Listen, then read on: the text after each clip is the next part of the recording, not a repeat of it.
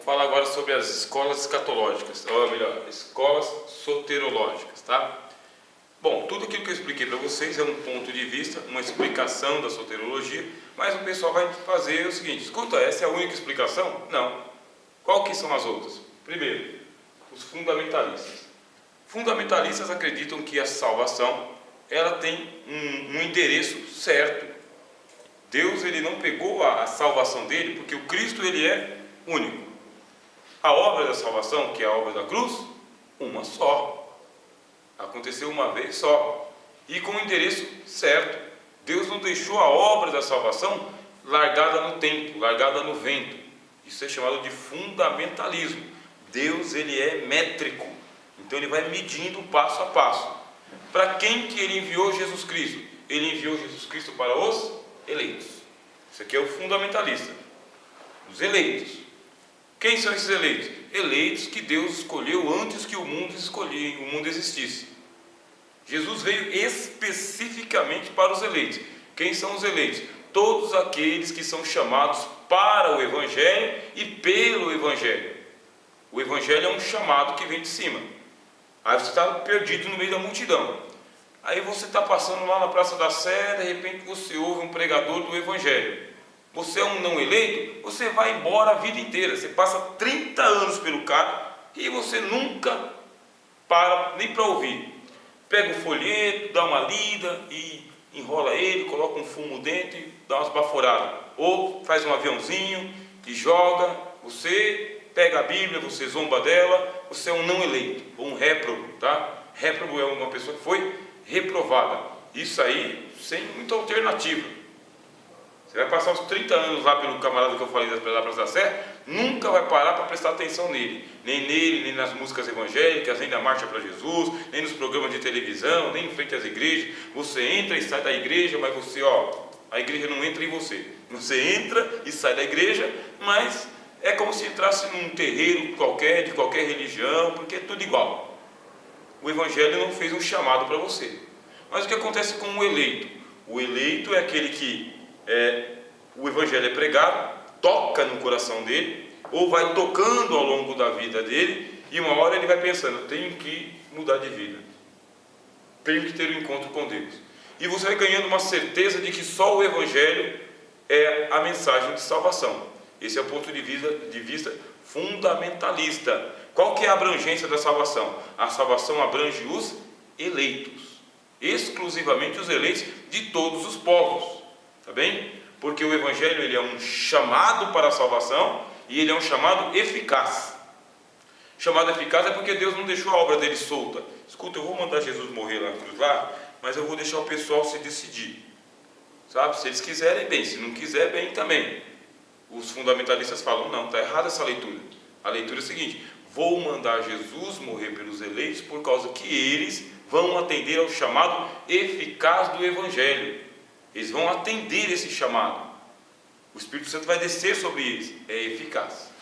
Portanto, a salvação é exclusivista. Tá? Exclusivista. Exclusiva para quem? Para o eleito. Só para o eleito. E um não eleito? Aí eles tiram um sarro, tá?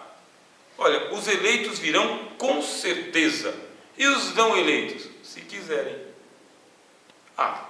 E os não eleitos conseguem vir? Não, porque eles não querem. Então esse é o pensamento. Como que eu vou saber se eu sou eleito ou não eleito? Você atendeu ao chamado do Evangelho? Eu atendi, é um eleito. Mas eu estou com um pouco de dúvida, sabe se eu vou continuar ou não? Está com dúvida? Pode ir. Pode ir, vai experimentar lá fora.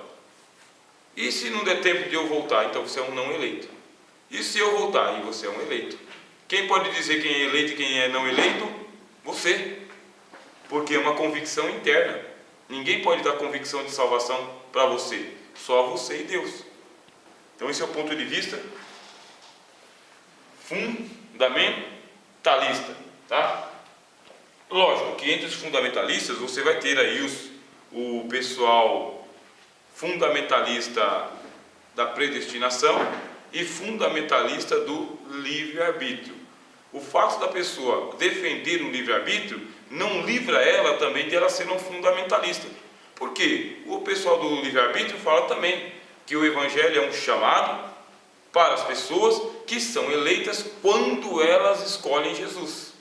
Então, quando elas escolhem o Evangelho, aí Deus elege elas naquela hora. O que acontece então? Acontece uma comunicação do Evangelho entre o Evangelho e o pecador. Quando o pecador aceita o Evangelho, Deus escolhe ele, ou Deus elege ele. Isso aí é o pessoal do livre-arbítrio. O pessoal da predestinação fala, não, a eleição aconteceu antes e o chamado depois. Eleição antes, chamado depois, resposta depois do chamado. Uma coisa está conectada com a outra. Livre-arbítrio, chamado, eleição. Primeiro o chamado, depois a eleição. Aí se a pessoa não continuar, ela perdeu a sua eleição. Mas Deus não tinha eleito antes? Não, Deus não elegeu antes. Deus elegeu na hora que a pessoa teve o encontro com o Evangelho. Nos dois casos, são fundamentalistas, porque só vai para o céu quem aceitar Jesus. Só vai para o céu quem foi eleito, de um jeito ou de outro, ou antes ou depois. Aí vai surgir a segunda turma, que é a turma dos liberais. A turma dos liberais vai falar o seguinte: olha, essa história tem que ser melhor explicada, porque vocês estão diminuindo a grandeza da obra de Jesus. Vocês estão dizendo para mim que só meia dúzia de crente dentro de meia dúzia de igreja vai para o céu, e que 98% da população mundial que nasceu e morreu, mesmo sem ter ouvido o Evangelho, não vai para o céu, mesmo sendo uma pessoa 1000 vezes mais virtuoso que um crente na igreja. Quem são os liberais? São aqueles que não querem pensar igual os fundamentalistas. Eles querem abrir o assunto da salvação para ela ser muito mais abrangente, porque entende a obra da salvação que Cristo veio trazer em um outro nível, em outro patamar. Vamos discutir um pouquinho? Vamos pensar nisso? Bom, vamos supor que você é um liberal. Aí você vai pegar a Madre Teresa de Calcutá, que não foi evangélica. Ela não só não foi evangélica, como também ela não foi uma católica da Igreja Católica fielmente. A Madre Teresa de Calcutá, ela começou como católica, como uma freira, inclusive, de uma das ordens de freiras da Igreja Católica. Só que teve uma hora que ela queria fazer uma obra social, que a Igreja Católica dizia: não, aqui eu não vou dar a benção. Você quer mexer com os indianos, leprosos, essa turma toda aí, mas a Igreja Católica tem outro pensamento para a Índia. E ela teve que se desligar da ordem do convento que ela participava, para ela mesma formar a ordem dela e demorar para ser reconhecida pela Igreja Católica. Quer dizer que ela não é uma católica, entendeu? Ela é uma católica paralela, porque o catolicismo tem essa vantagem. Aí você fala, mesmo sendo a mulher que ela foi, cuidando dos leprosos, dos pobres, dos aleijados, dos enfermos, mesmo morando num quartinho assim de 3 metros quadrados, dormindo numa cama rústica, passando muito frio e fome e sede, tendo só um guarda-roupinha assim onde ela pendurava o hábito dela, mesmo ela se dedicando durante toda a vida dela só para cuidar dos pobres, cumprindo Mateus, tive fome, tive sede. Mesmo assim, ela era católica.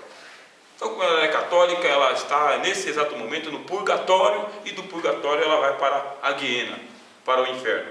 E não somente ela, tá? Mahatma Gandhi também. Mahatma Gandhi era um hindu, e sendo hindu mesmo, ele tendo sido um pacifista e ter conseguido libertar a Índia do domínio britânico, ele não aceitou a Jesus. Então, como ele não aceitou a Jesus, ele também foi para o purgatório. E do lado dele estão todo mundo. A minha vovó, que nunca aceitou Jesus, sabe? Os índios que nunca aceitaram Jesus, apesar de que eles tratavam as suas crianças muito melhor do que a gente trata as nossas, e por aí vai. O argumento, ele é liberal mesmo. Ele é um argumento pesado. Você quer dizer o seguinte: você quer dizer que esse pessoal que está com as ONGs abertas por aí afora, cuidando de crianças sequestradas, estupradas, crianças perdidas, essas ONGs onde o pessoal aí está se dedicando de dia e de noite, pegando malária, pegando febre amarela, difteria. Quer dizer que essas pessoas aí não vão para o céu só porque elas não aceitaram a Jesus ainda? O fundamentalista vai dizer o quê? Lógico, cara, qual é a dúvida? Boas obras não salvam. Boas obras não salvam? E o que é uma boa obra para você? Aí começa a discussão. Porque para os liberais, tá bem? Todos os homens foram contemplados pela obra de Jesus. Todos. e principalmente aqueles que se dedicam às causas humanitárias. Você tem que fazer o bem.